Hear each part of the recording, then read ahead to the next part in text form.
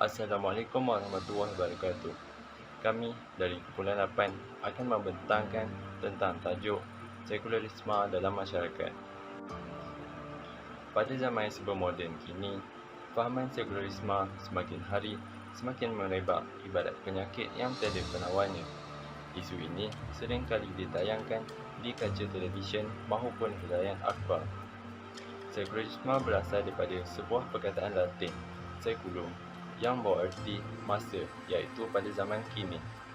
Selain itu, sekularisme juga bermaksud sistem yang mengasingkan perkara duniawi, termasuklah dalam hal pemerintahan, pentadbiran, pendidikan dan sebagainya daripada kegiatan agama. Mereka membantah peranan agama dan Tuhan di dalam kegiatan seharian mereka. Ideologi sekularisme dengan rasminya dibawa masuk ke Malaysia adalah apabila sistem residen diperkenalkan oleh pihak British. Ianya berlaku selepas Perjanjian Pangkor 1874 dan melaksanakan dasar pemisahan pemerintahan dan pentadbiran negara daripada kekuasaan Sultan atau Raja. Sultan atau Raja diberi tugas khas dalam memimpin hal-hal berkaitan agama Islam di istana dan residen pula bertugas dalam mentadbir negeri. Dari sinilah fahaman sekularisme mulai merebak kepada setiap aspek kehidupan rakyat Malaysia. Sehingga kini, ideologi barat ini masih terus dikekalkan dengan pemisahan antara dua kuasa eksekutif dan legislatif. Raja hanya diberikan kuasa dalam perkara berkaitan agama Islam dan adat istiadat Melayu. Selain itu, unsur sekularisme ini jelas kelihatan dalam berbagai aspek yang lain.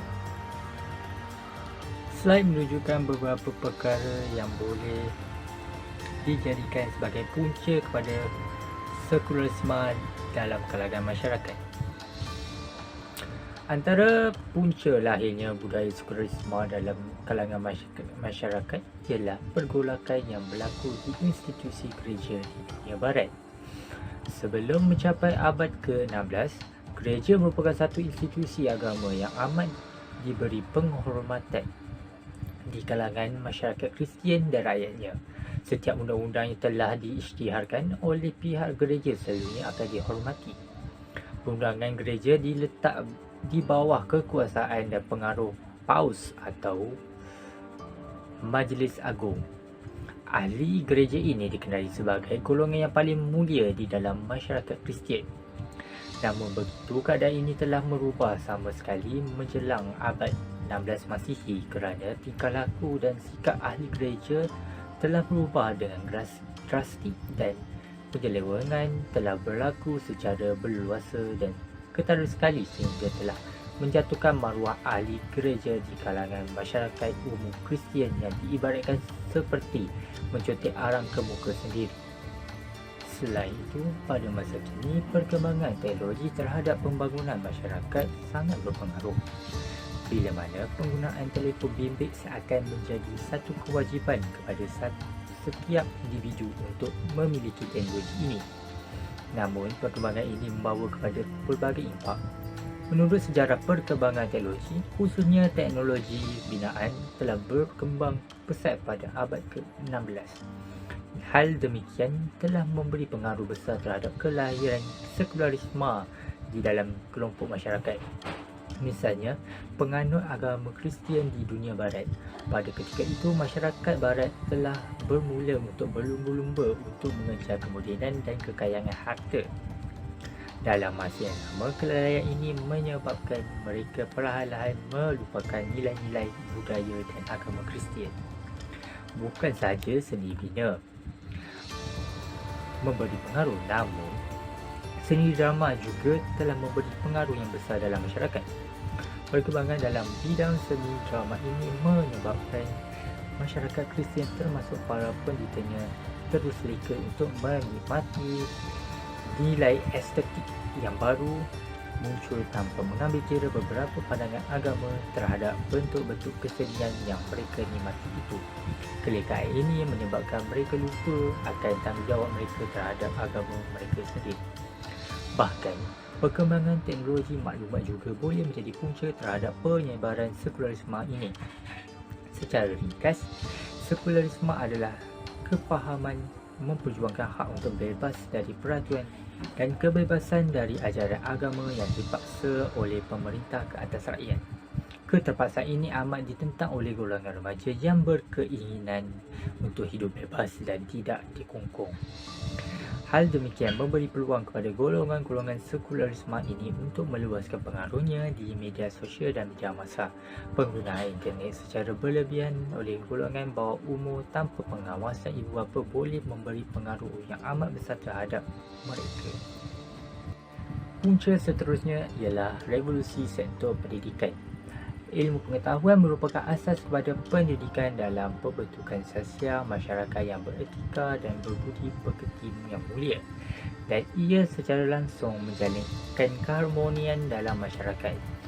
Namun, di dunia barat dahulu, berbagai-bagai jenis bidang ilmu pengetahuan telah dikembangkan sepanjang cikgu tersebut. Campuran antara kelahiran pengajaran terhadap ilmu-ilmu pengetahuan baru, penyerasapan terhadap pengajian klasik dan juga penghormatan terhadap fahaman berhal purba banyak menimbulkan rasa tidak puas hati di kalangan masyarakat terhadap perkembangan ilmu pengetahuan yang selama ini sebati dengan kehidupan mereka. Hal sedemikian mendorong kepada keinginan untuk mengejar keseronokan dan kemewahan, walaupun hal tersebut amat bertentangan dengan ajaran Kristian dan konsep pengagungan terhadap Isa. Selain itu, perkembangan ilmu astronomi dan fizik juga menjadi punca penyebaran sekularisme ini. Perkembangan ilmu sains di zaman pembaruan merupakan satu faktor yang membawa kepada kelahiran sekularisme di barat. Misalnya, pengarah buku The Secularization of Modern Culture, Eugene Millang, ada menyentuh mengenai punca kebangkitan sekularisme di dunia barat. Beliau mengatakan bahawa sekularisme ini lahir disebabkan oleh perkembangan sains dan pemikiran yang dialami oleh masyarakat itu sendiri, iaitu pemikiran logik akal. Perkembangan dalam ilmu kaji bintang merupakan satu bidang kaji sains yang menimbulkan banyak krisis di kalangan masyarakat barat. Ilmu ini telah banyak mewujudkan ramai tokoh yang berilmu dan berkebolehan. Bahkan telah banyak mengeluarkan teori-teori baru. Teori-teori ini melahirkan ketidaksenangan di dalam kalangan masyarakat gereja. Impaknya, golongan gereja telah berpecah kepada dua kelompok, dan ini menyebabkan mereka lalai dalam mengejar kemodenan. Di samping perkembangan ilmu sains, pengaruh ilmu falsafah moden juga merupakan salah satu punca yang mempengaruhi kewujudan sekularisme di kalangan masyarakat barat. Pelibatan para paderi dan pendeta Kristian dalam bidang ini sedikit sebanyak telah menimbulkan rasa tawar hati dalam kalangan kelompok mereka. Walhal mereka lebih tertarik akan pembaharuan dan perkembangan falsafah berbanding urusan agama di gereja maupun di biara mereka sendiri. Akhir sekali, perkembangan ekonomi yang pesat merupakan salah satu tonggak kepada kemajuan sebuah negara. Namun, berikutan proses pembaharuan sektor ekonomi yang berlaku sejak abad pertengahan telah melahirkan budaya sekularisme di dunia barat. Menurut Robert Egan, pengarah buku Euro From the Renaissance to Waterloo, mengatakan sikap perekonomian masyarakat Eropah yang materialistik sejak turun-temurun telah menjadikannya sebati dengan kehidupan mereka. Hal demikian adalah salah satu faktor penyebab lahirnya sekularisme barat ini. Sikap materialistik ini sedikit sebanyak mendapat rangsangan yang positif dari kebangkitan sektor ekonomi yang pesat. Hal demikian sekaligus menyebabkan masyarakat barat mengetepikan nilai-nilai agama mereka. Bismillahirrahmanirrahim. Seterusnya ialah cara menangani fahaman sekular daripada mengikuti dalam kalangan rakyat Malaysia. Cara yang pertama ialah dengan meningkatkan tahap keimanan. Kita boleh mengambil iktibar daripada perkara yang pernah berlaku di Barat. Mereka berusaha untuk menyebarkan fahaman sekular dari ke timur demi menyucikan agama Islam, tapi tidak berjaya kerana masyarakat timur berpegang teguh dengan ajaran Islam. Hal ini kerana kerajaan Islam tidak pernah melakukan kekejaman terhadap rakyatnya sepanjang bertakbiran. Agama Islam merupakan agama yang mementingkan kesejahteraan rakyat kerana mereka menggunakan undang-undang yang berdasarkan Al-Quran dan As-Sunnah. Kita sebagai umat Islam harus berpegang teguh dengan ajaran Islam. Seterusnya, kita juga harus yakin dengan apa yang diajarkan dalam kitab suci Al-Quran. Sekularisme juga hanya menguntungkan setengah pihak dan menyebabkan yang lain mengalami banyak kerugian. Walhal dalam Islam, ia mengajar kita tentang keadilan. Dalam surah An-Nahl ayat 90, Allah berfirman yang bermaksud sesungguhnya Allah menyuruh kamu berlaku adil dan membuat kebajikan, memberi kepada kaum kerabat, dan Allah melarang dari perbuatan keji, kemungkaran dan permusuhan. Dia memberi pengajaran kepadamu agar kamu dapat mengambil pengajaran. Yang kedua ialah dengan cara menguatkuasakan undang-undang. Antara cara yang paling berkesan yang boleh kerajaan lakukan ialah menguatkuasakan undang-undang, iaitu sama ada menambah undang-undang baru atau menguatkuasakan undang-undang yang sedia ada. Mereka boleh menggunakan atau mendenda hukuman yang lebih tinggi kepada siapa yang melakukan kesalahan dan melanggar sebarang undang-undang yang berkaitan dengan perkara sekular. Misalnya menggunakan denda yang RM1 yang lebih tinggi ataupun hukuman penjara yang lebih lama. Mereka seharusnya menambah undang-undang baru supaya fahaman ini tidak tersebar lagi dalam kalangan umat Islam di Malaysia. JAKIM juga perlu mengambil inisiatif yang lebih berkesan agar mereka yang melakukan perkara sekular tidak lagi berani untuk menunjukkan ia di halayak ramai. Hal ini kerana mencegah lebih baik dari mengubati. Jadi kita haruslah mencegah perkara ini daripada menular berbanding mengubati mereka yang telah pun mengamalkan perkara ini. Seterusnya ialah mendidik ummah tolak sekular dari usia remaja. Sekolah merupakan tempat yang paling awal yang patut mengajar tentang bahayanya fahaman sekular. Guru-guru boleh menerapkan seberapa banyak mungkin ilmu yang mereka miliki kepada anak murid mereka. Selain Islam juga dengan sedar terus menerus mendidik umat Islam mengenai bahayanya aliran pemikiran ini.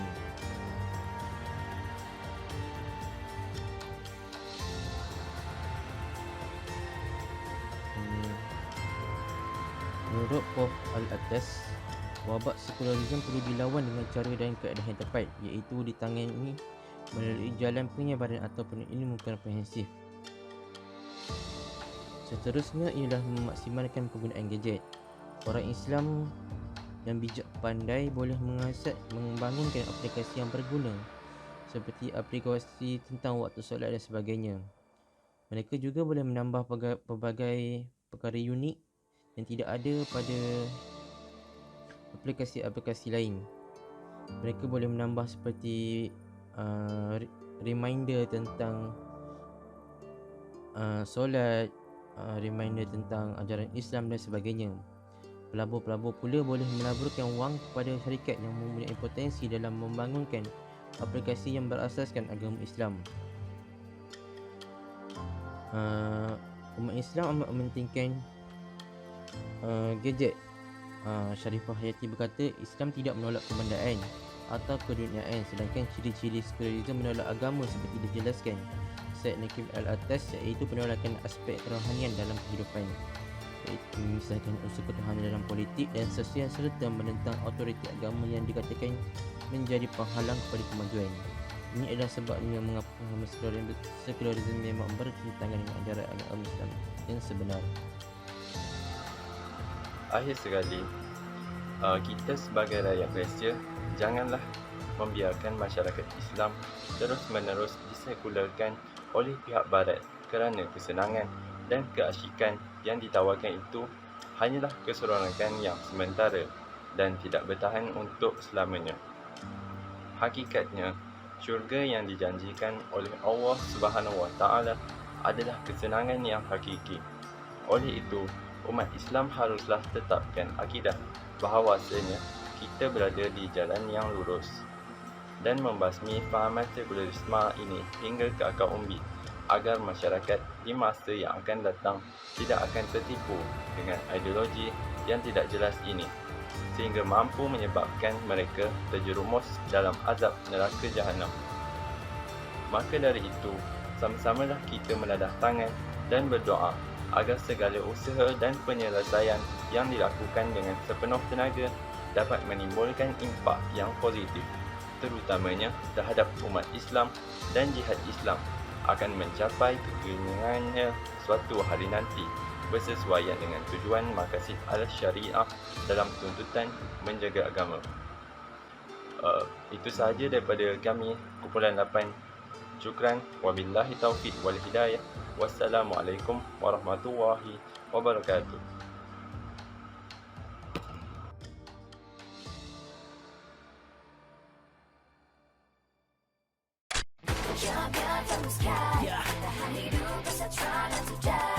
I got my mind on survival, steady with my rival. Target dapat buyah, number one on my title.